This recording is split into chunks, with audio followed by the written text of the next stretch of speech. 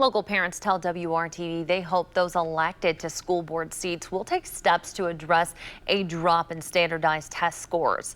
The nation's report card released this week shows scores in math and reading are down in Indiana and across the country. WRTV's Meredith Hackler shows us what the State Department of Education plans to do about it. Standardized testing is used to measure how kids are doing in school, and the recent numbers show Hoosier kids are struggling in both math and reading. It's a trend the State Department of Education was already tracking. We conducted analysis in 2021, right out of the pandemic, that gave us some initial insights. So we've had 2 cycles of that analysis underway, and this data really reaffirms some of those trends that we've been observing. According to data from the nation's report card, Indiana landed somewhere in the middle when it came to test scores, but they were still down compared to years past.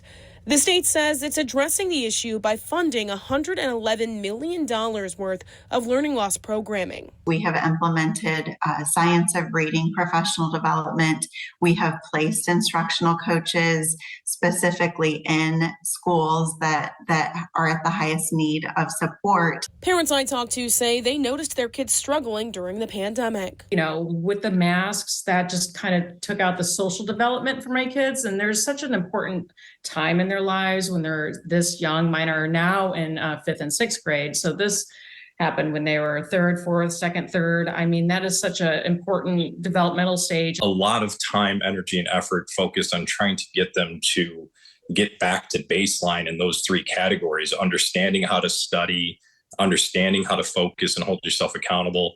And then lastly, that school is important. It's important to give the effort. It's important to do well. They also shared their thoughts on the investment meant to fight learning loss. As long as it's going to the teachers and to the students, and it's not that money, those monies aren't going to administrative and extra little extraneous administrative positions. As long as it's going to the front lines and to the students, I think that would be money extremely well spent. Working for you, Meredith Hackler, WRTV.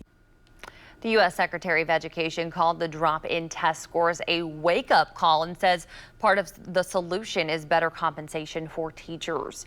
Teacher shortages have been an issue since before the pandemic. Coming up later here on the news at 11, we'll tell you about the success one district in a nearby state has found when it comes to training, recruiting, and retaining educators.